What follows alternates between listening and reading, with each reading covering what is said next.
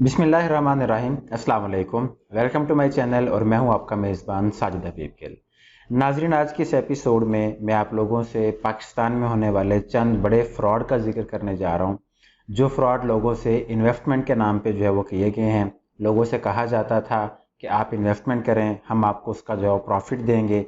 वो profit monthly basis पे भी होता था कि आप 1 लाख रुपए दें तो महीने के बाद आपको 10,000, 12,000 या 15,000 जो है प्रॉफिट दिया जाता है। आज की इस एपिसोड में वो जो बड़े बड़े फ्रॉड्स हैं उनका मैं तज़किरा करने जा रहा हूँ। नाज़रीन, उससे पहले मैं आप लोगों को ये बताऊंगा कि ये फ्रॉड एक्चुअली शुरू कहाँ से हुए थे।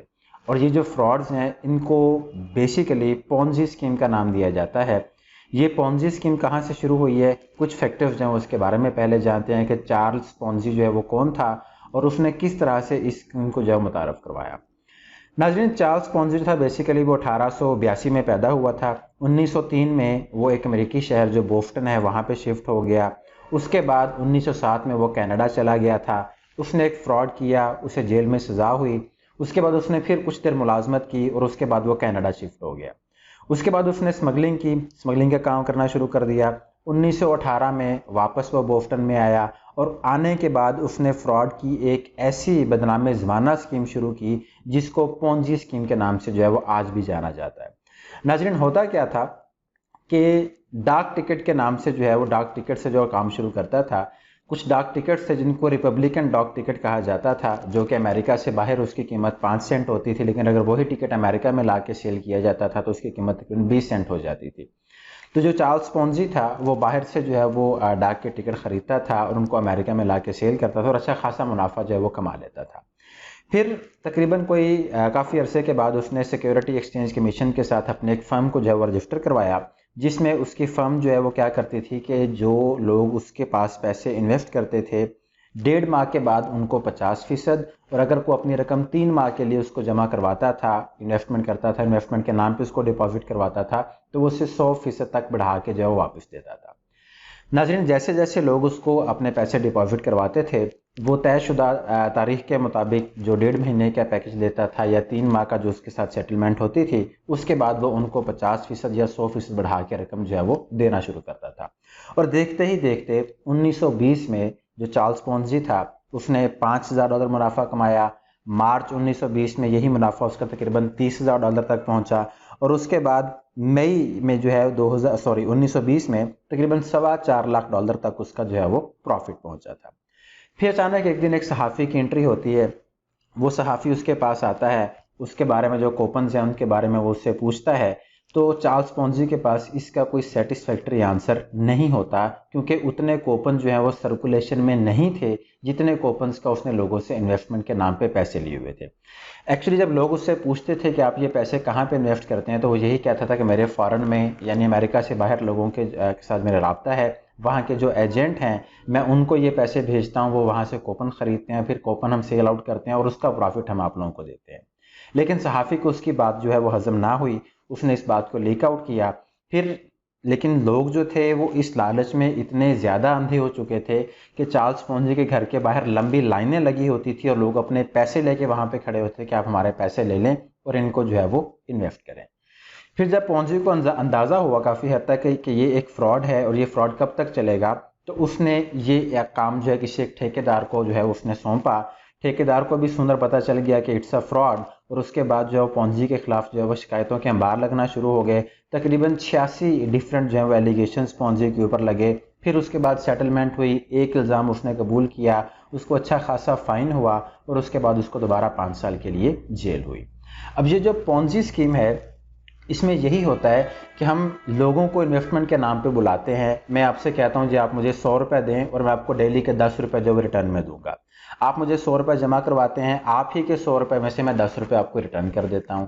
अगले दिन फिर 90 रुपीज़ मेरे पास बैलेंस में पड़े हैं, 10 रुपये मैंने फिर 90 में से आपको दे दिए। आपको लगता है कि यार ये तो बहुत अच्छा काम है, मेरे 20 रुपये रिटर्न हो गए हैं, काम ठीक है, प्रॉफिटेबल लग रहा है, तो आप अपने भाई को भी साथ में इन्विटेशन दे देते हैं।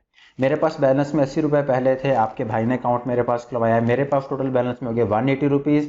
180 में से 10 मैंने आपको दे दिए, 10 आपके भाई को दे दिए। आप अपने कज़न को इनविटेशन दे देते हैं, वो भी मेरे पास आके 100 रुपीज़ सबमिट करवा देता है। मेरे पास बैलेंस में पीछे 160 रुपीज़ थे, आपके कज़न के आने से जो है वो 260 रुपये हो गए, और 260 में से ही मैंने 10 रुपये आपको, 10 आपके भाई को और 10 आपके कज़न को दे दिए। यानी आप ही का पैसा मेरे पास इकट्ठा हो रहा है और उसी पैसे को मैं आप में जो है सर्कुलेट किए जा रहा हूँ। ये बेसिकली MLM स्कीम भी इसको कहते हैं और इसको पॉन्जी स्कीम भी कहते हैं। इस किस्म की जितनी भी स्कीम्स हैं वो सारे के सारे जो है वो फ्रॉड है। नाज़रीन, अब मैं आप लोगों से जो है वो कुछ मजीद जो फ्रॉड जो कि पाकिस्तान में इस इन्वेस्टमेंट के नाम पे हुए हैं उनका जिक्र करने जा रहा हूँ। उनमें जो सबसे पहला फ्रॉड है, पेशावर में p/uk.com के नाम से जो है वो एक कंपनी मुतारफ़ होती है। वो कंपनी सरमायाकारी के नाम पे लोगों को 7% से लेके 20% तक का मुनाफा देती है। डेंस ट्रेड सेंटर पेशावर के अंदर ये लोग अपना दफ्तर खोलते हैं, अपने आप को security and exchange commission of Pakistan से जो ये रेगुलेट कंसीडर करवाते हैं। फेक मीडिया के ऊपर जो वो इश्तिहारात भी चलवाते हैं, केबल्स के ऊपर इश्तिहारात चलते हैं। यहाँ पे बहुत सारे लोग इनके पास आते हैं जो कि इस प्रॉफिट के लिए इनके पास अपना डिपॉजिट लेके आते हैं। उनके कुछ विक्टिम्स हैं नाज़रीन, वो विक्टिम ज़रा सुनिएगा। सबसे पहला विक्टिम मेरे पास जो सामने शो हो रहा है वो हमाद नामी है। हमाद का बेटा जो है वो मिर्गी के दौरे का जो है वो पेशेंट है। वो उसके पास इतने पैसे नहीं हैं कि वो उसका इलाज करवा सके। वो किसी से उधार लेके इनके पास सरमायाकारी करता है कि ताकि अपने बेटे का इलाज करवा सके। लेकिन हमाद का कहना है कि ये साइट इस टाइम पे बंद पड़ी है और वो दर बदर की ठोकरें खा रहा है। नाज़रीन, मेरे पास जो सेकंड इसका विक्टिम शो हो रहा है दैट इज़ मोहम्मद नूर। मोहम्मद नूर एक दिहाड़ीदार मजदूर है जिसके पास इतने ज़्यादा पैसे नहीं है। वो 5 लाख रुपए किसी से कर्ज लेके इन्वेस्टमेंट के नाम के ऊपर यहाँ पे सरमायाकारी करता है और अब वो डिप्रेशन का मरीज़ है। वहाँ पे पेशावर में एक सोशल वर्कर हैं जिनका नाम साकिबुर रहमान है। उन्होंने तकरीबन जब वहाँ पे एनालिसिस किया, सर्वे किया, तो उन्हें 100 से ज़ायद अफराद मिले जिन्होंने 50,000 से लेके 30-40 लाख रुपए तक की जो इन्वेस्टमेंट है वो की हुई थी। नाज़रीन, यहाँ पे खैबर और मेहमंद की ख़वातीन का भी जिक्र है जिन्होंने अपना जेवर तक बेच के जो है वो इसमें इन्वेस्टमेंट की है। अब वो कंपनी कहाँ पे है? इसी तरह से इसके खिलाफ जो वो काफ़ी सारी कंप्लेन प्रोविजनल गवर्नमेंट को भी की गई, FIA को भी की गई हैं कि कंपनी ने TV के ऊपर भी इश्तिहारात चलवाए हैं कि हम रेगुलेटेड हैं, लेकिन फिर भी वो फ्रॉड करके निकल गए हैं यहाँ से। स्कैंडल है वो हमारे पास मुजारबा स्कैंडल है। 6.5 अरब रुपए का फ्रॉड हुआ है। मुझे समझ नहीं आती कि हम गरीब मुल्क के लोग हैं या एक अमीर मुल्क के लोग हैं कि हमारे पास इतने पैसे हैं कि हम उनको बेसूद गैर हाथों में दे देते हैं सिर्फ लालच के चक्कर में आके। नाज़रीन, ये जो हमारे पास काम था ये बेसिकली बैंकों के खिलाफ काफ़ी एक कंपेन चली थी कि बैंक जितने भी पैसे आपको रिटर्न करता है प्रॉफिट की माद में वो सारा का सारा सूद होता है। तो मुफ्तियान ने यहाँ पे एक जो है वो हलाल और सरी स्कीम मुतारफ़ करवाई जिसको मुजारबा का नाम दिया गया था, जिसमें बेसिकली ये था कि 2 लोग एक एग्रीमेंट के ऊपर जो मुत्तफिक होते हैं। एक शख्स की जो इन्वेस्टमेंट होती थी जिसका पैसा होता था और दूसरा उस पैसे को जो है वो एग्जीक्यूट करता था, उसका बिजनेस करता था। तो लोग धड़ाधड़ आए। फिर एक दिन क्या हुआ कि security and exchange commission of Pakistan में एक कंप्लेन हुई।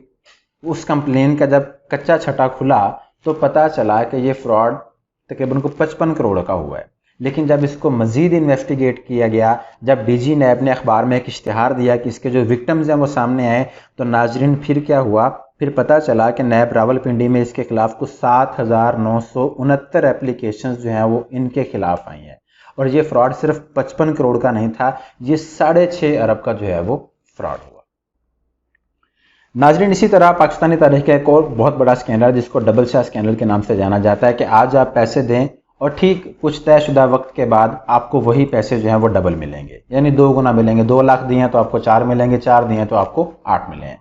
और हमारी इस कौम की अकल के ऊपर इतना पर्दा पड़ा हुआ है कि किसी को सोचने की तौफीक नहीं हुई कि हम ये कम से कम सोच ही लें कि ये पैसे डबल कैसे कर रहा है। उसमें नाजरीन 14,05,014 लोगों ने जो वो रकम वसूल करने के लिए दरख्वास्त दी थी। तकरीबन 2180 जो लोग थे 2180 पीपल्स, उनको 110 मिलियन की रिकवरी पहले करके दी नैब ने। और उसके बाद 1763 लोगों के जो मुतासरीन थे, जो विक्टिम्स थे, उनको 19.59 मिलियन की रिकवरी जो दोबारा करके दी। और स्टिल कितने विक्टिम्स हैं, कितनों के पैसे भी डूबे हैं, कुछ अता पता नहीं है। लेकिन इसी तरह से एक अगला फ्रॉड हुआ, वो FBR का एक अफसर प्लस एक गैर मुल्की जो है वो खातून थी। उन्होंने पोट्री नाम से जो एक स्कीम मुतारफ़ करवाई। एक कंपनी उन्होंने पाकिस्तान में खोली जिसको वाइविया का नाम दिया गया। सूरज कुमार उनका एक ऑफिशियल था जो कि इस कंपनी को ऑन करता था। लोगों के अरबों रुपए वहाँ पे इन्वेस्ट हुए। कहाँ पे है वो कंपनी, कुछ अता पता नहीं है। तो नाजरीन, ये कुछ फ्रॉड्स थे जो पाकिस्तान में इन्वेस्टमेंट के नाम पे हुए। अगर मैं डबल शाह वाले फ्रॉड की बात करूं या मुजारबा स्कैंडल वाले स्कैंडल की बात करूं, तो ये दोनों स्कैंडल जो थे ये ऑनलाइन इन्वेस्टमेंट के नाम पे नहीं थे। लेकिन उसके बाद जो मैंने जिक्र किया है, वाईवीआई कंपनी वाला जिक्र किया है, या उसके बाद मैंने शावर की जो कंपनी pay/uk.com जो कंपनी है उसका मैंने जिक्र किया है, ये सारे ऑनलाइन फ्रॉड के ज़िम्मे में आते हैं और इन्होंने ऑनलाइन ही फ्रॉड किया लोगों के साथ। नाजरीन, इसी तरह से मुझे अपने शहर की कंपनीज का याद है। लियो कंपनी एक खुली थी, मैं खुद उस कंपनी को विज़िट करके आया था। कहा जाता था कि आप 1 लाख की इन्वेस्टमेंट ले आएँ, ये कोर्स परचेज करें और आगे अपनी टीम बनाएं, खुद भी फ़ायदा उठाएं और दूसरों के लिए भी फ़ायदे का बायस बने। वहाँ पे मेरा एक छोटा सा उनसे ये क्वेश्चन था कि अगर मैं 1 लाख की इन्वेस्टमेंट देने के बाद अगर अपनी ट्री नहीं बनाता, मैं आगे क्लाइंट नहीं लेके आता, तो फिर मुझे कितना प्रॉफिट मिलेगा। तो उसका जवाब था कि नहीं, फिर आपको कुछ भी नहीं मिलेगा अनटिल और अनलेस कि आप आगे चेन नहीं बनाएंगे, आपको पैसे नहीं मिलेंगे। यही पॉन्जी स्कीम है, जहाँ पे ट्री बन जाए, जहाँ पे आपसे कह दिया जाए कि जब तक आप आगे क्लाइंट नहीं लेके आएंगे आपको किसी किस्म का कोई प्रॉफिट मार्जिन नहीं मिलेगा। खुदारा ऐसी स्कीम से खुद भी बचें और दूसरों को भी बचाएं। मैं उम्मीद करता हूं कि आज की ये वीडियो आप लोगों के लिए काफ़ी इन्फॉर्मेटिव साबित होगी। अगर आप लोगों को ये वीडियो अच्छी लगी है तो काइंडली इन स्कैंडल्स को लोगों तक ज़रूर पहुंचाएं ताकि हमारी कौम में अवेयरनेस आए।